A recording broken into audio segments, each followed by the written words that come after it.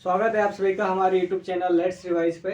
आज हम कक्षा 10 क्लास 10th के इकोनॉमिक्स का चैप्टर फर्स्ट डेवलपमेंट या विकास शुरू करने जा रहे हैं। इस साल 2024 और 25 के अंदर ये जो चैप्टर है 2024 और 25 के अंदर ये चैप्टर है 3 नंबर का, 3 मार्क्स का है। इसका डिवीजन कुछ इस तरीके से कर रखा है। 2 नंबर का तो एक शॉर्ट टाइप है, लघुत्रात्मक प्रश्न है, और 1 नंबर का है MCQ बहुविकल्पीय प्रश्न है। ठीक है, तो ये प्रश्न किस तरीके से होंगे उसके लिए सबसे पहले अपने को इनके जो टॉपिक दे रखे हैं, जो इसके मुख्य बिंदु दे रखे हैं कुछ 5 या 6, पहले वो डिस्कस करेंगे अपन, उनके ऊपर चर्चा करेंगे, समझेंगे कि वो क्या है।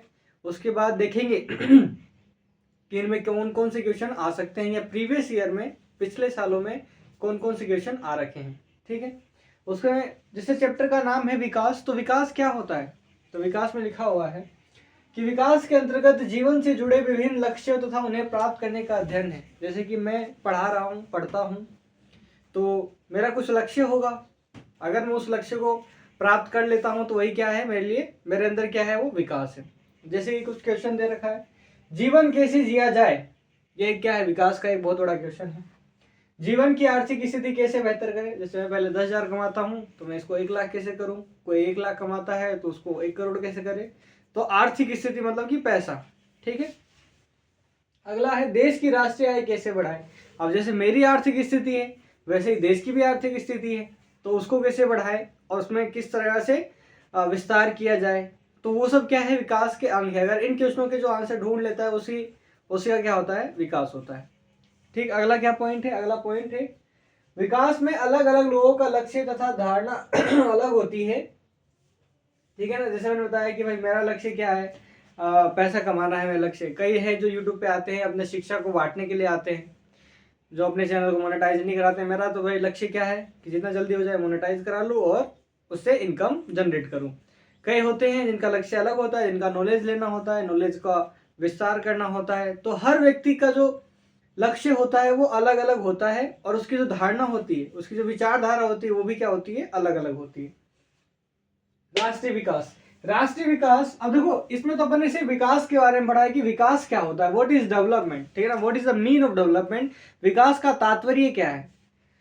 अब राष्ट्रीय विकास क्या होता है, राष्ट्र मतलब कि हम पूरे एक देश की बात कर रहे हैं। ठीक है ना, तो राष्ट्रीय विकास में उन विषयों पर विचार किया जाता है जिनमें सभी विषयों पर बराबर का महत्व हो। अब राष्ट्र के बारे में जब सोचते हैं तो किसी एक पर्टिकुलर विशेष व्यक्ति के बारे में नहीं सोच सकते, उसमें पूरे ही देश में रहने वाले सारे व्यक्तियों के बारे में सोचा जाता है। जैसे कि इसमें भी कुछ क्वेश्चन है, जिस तरीके से विकास के लिए कुछ क्वेश्चन है उसी तरीके से राष्ट्रीय विकास के लिए भी कुछ क्वेश्चन है। जैसे कि परस्पर विरोधी विचार है तो निर्णय कैसे करें, कि भाई जो दोनों विचार है वो क्या आ रहे हैं, एक दूसरे के विरोध में है, तो उस पर निर्णय कैसे करें।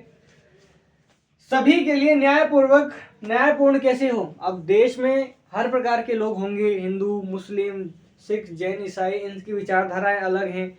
एक पर्टिकुलर जानवर को लेके सबकी विचारधाराएं अलग है, लेकिन जो देश है उसको क्या करना है, सभी के लिए बराबर का न्यायपूर्ण करना है। ये इस न्यायपूर्ण करे, यही क्या है, राष्ट्रीय विकास है। कार्य बेहतर करने का सही तरीका क्या हो, कि कोई भी कार्य हो रहा है देश के अंदर, उसका सही तरीका क्या है, सही तरीकों को जानना ही क्या है, इस सही तरीके को जानना ही क्या है, राष्ट्रीय विकास। अगला इसका पॉइंट है वो अपन लिखते हैं। तो पहला दूसरा पॉइंट अपन पढ़ चुके हैं इस चैप्टर के अंदर, विकास वाले चैप्टर में। तीसरा पॉइंट है विभिन्न देशों व राज्यों की तुलना कैसे की जाती है। अगर आपसे कोई 2 नंबर का क्वेश्चन पूछे और बोले कि जो एक देश के अंदर राज्य है या पूरे दुनिया के अंदर जो देश है इसकी एक दूसरे से तुलना कैसे की जाती है। भाई अगर कोई पूछा है भारत और अमेरिका में क्या तुलना है, दोनों में आगे कौन है, तो आप भिड़ते बोल रहे हो कि सर अमेरिका आगे है। रीजन, क्योंकि स्वास्थ्य संबंधी में, शिक्षा संबंधी में, सैन्य संबंधी में हर क्षेत्र में क्या है, वो आगे है। पैसों के मामले में आगे है, डेवलपमेंट में, इंफ्रास्ट्रक्चर की मतलब बोले तो बिल्डिंगे, सड़कें और सरकार की जो व्यवस्थाएं होती है वो काफी ज्यादा आगे है तो किस रूप से, मतलब सुचारू रूप से। जैसे देखो, अगर किसी भी देश और राज्य को तुलना की जाती है उसमें ये पॉइंट होते हैं, उनके आय के आधार पर, जिसे बोलते हैं जीडीपी। इसकी फुल फॉर्म इंपॉर्टेंट है और वो अगले चैप्टर में देखेंगे।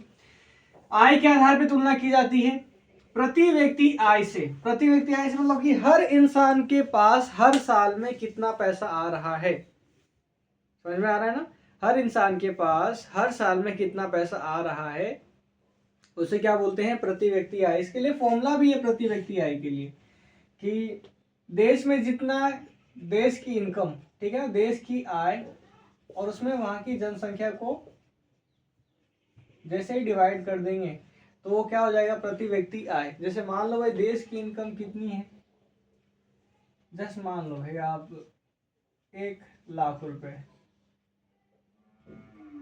ठीक, 1,00,000 रुपए है और उसकी जनसंख्या कितनी है, 100 है, 100 लोग हैं, तो यहाँ पे प्रति व्यक्ति आय कितनी हो गई, 1,000 रुपए। मतलब हर पर्सन का कितना हो गया, 1,000 रुपए। तो ये इस तरीके से निकाला जाता है प्रति व्यक्ति आय।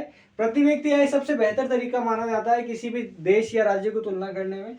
विश्व बैंक रिपोर्ट, आपको पता होगा पूरी दुनिया में, पूरी दुनिया के देशों का जो आय होती है उसे वर्ल्ड बैंक के द्वारा नोटिस किया जाता है और हर साल लास्ट में क्या किया जाता है, एक रिपोर्ट निकाला जाता है कि कौन सा देश है जो कितना ग्रो कर रहा है। ठीक, ये 3 तरीके जिसके थ्रू किसी भी देश या राज्य की तुलना की जाती है। अगला क्या है, आय और अन्य मापदंड।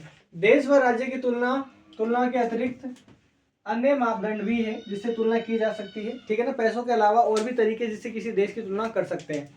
वो क्या है, सुरक्षा, समानता, आदर, स्वतंत्रता। जैसे मैंने बताया कि इन सभी चीजों के अंदर जो अमेरिका है वो भारत से क्या है, आगे है। पर इसमें अपन देखें जैसे आदर है और समानता है, इसके अंदर हमारा देश आगे है। और कुछ मामले हैं जिनके अंदर वो आगे, जैसे सुरक्षा के मामले में वो आगे हैं।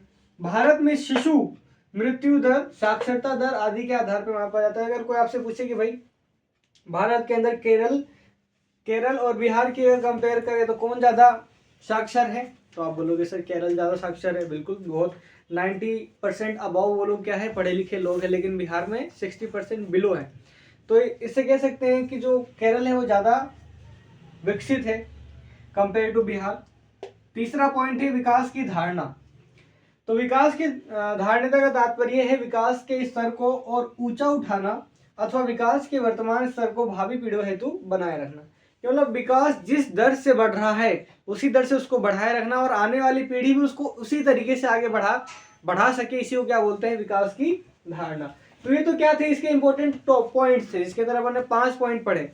अब इसके आगे मैं एमसीक्यूज के हिसाब से, एमसीक्यूज तो बाद में, पहले मैं आपको शॉर्ट टाइप के हिसाब से इसमें क्या लिखूंगा, 5 या 6 क्वेश्चंस लिखूंगा और वैसे ही एमसीक्यूज के लिए मैं पॉइंट्स बता दूंगा कि जैसे ये पॉइंट इंपॉर्टेंट है तो इस टॉपिक को पढ़ लो, ये टॉपिक इंपॉर्टेंट है तो इसको पढ़ लो, ठीक है। वो मैं लिख देता हूँ अभी। इस चैप्टर के अपन ने जो टॉपिक्स है वो टॉपिक्स पढ़ लिया। अब इसमें इंपॉर्टेंट क्वेश्चन जो इस साल पूछे जा सकते हैं 2 नंबर में, उसमें से जो सबसे ज्यादा इंपॉर्टेंट है और 1 नंबर में इसका हो सकता है, क्या हो सकता है मैं बताता हूँ आपको, कि मानव विकास सूचकांक रिपोर्ट, ठीक है ना। तो ये पिछले बहुत से सालों से पूछा जा रहा है कि मानव विकास सूचकांक रिपोर्ट भारत में या पूरी दुनिया में कौन प्रकाशित करता है। सब जानते हैं यूएनडीपी प्रकाशित करता है, ठीक है ना। तो ये तो 1 नंबर के लिए बहुत ज्यादा इंपॉर्टेंट है, जो एमसीक्यूज रहेगा अपना उसके लिए। मानव विकास सूचकांक रिपोर्ट कौन देता है, यूएनडीपी का इंग्लिश में फुल फॉर्म क्या है, यूनाइटेड नेशंस डेवलपमेंट रिपोर्ट क्या है, यूनाइटेड नेशन डेवलपमेंट प्रोग्राम, ठीक है। 1 नंबर के लिए बहुत ज्यादा इंपॉर्टेंट है एमसीक्यूज के लिए। 2 नंबर में ये पूछ सकता है कि मानव विकास सूचकांक के बारे में बताओ या मानव सूचकांक के महत्व बताइए, ठीक है ना। तो आपको सबसे पहले लिखना है ये रिपोर्ट, मानव विकास सूचकांक report UNDP, United Nation development programme, इसको हिंदी में इसका फुल फॉर्म है संयुक्त राष्ट्र विकास कार्यक्रम के द्वारा दिया जाता है। मानव विकास के महत्व निम्नलिखित है, ठीक है ना। जो इस मानव विकास से इसका जो महत्व है वो क्या है, निम्नलिखित है। उसमें से पहला है, यह देश के विकास के स्तर का संकेत करता है कि मतलब देश जो बढ़ रहा है, देश जो ग्रो कर रहा है वो किस दर से ग्रो कर रहा है और किस क्षेत्र में ज्यादा ग्रो कर रहा है, उसकी दर क्या है, ये यूएनडीपी के द्वारा पता चलता है। इसके माध्यम से जीवन प्रत्याशा, साक्षरता एवं वास्तविक प्रति व्यक्ति आय की जानकारी मिलती है। प्रत्याशा मतलब कि उस व्यक्ति के मानव विकास के अंदर, ठीक है ना।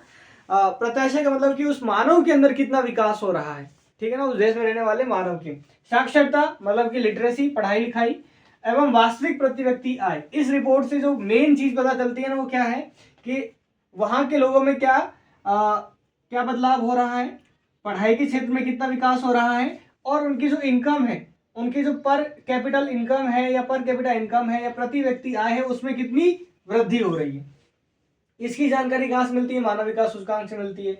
यह बताता है कि विभिन्न देश मानव विकास की दिशा में कितने अग्रसर हुए हैं। अब इस रिपोर्ट से यही पता चलता है कि कौन है जो गरीबी की रेखा के नीचे है, कौन है जो गरीबी की रेखा ऊपर आया है, और कौन उससे भी ऊपर उच्च वर्ग की श्रेणी में आया है। ठीक है, तो ये 2 नंबर के लिए सबसे ज्यादा इंपॉर्टेंट है। नेक्स्ट क्लास के अंदर अपन 3 क्वेश्चन और पढ़ेंगे जो ज्यादा इंपॉर्टेंट होंगे।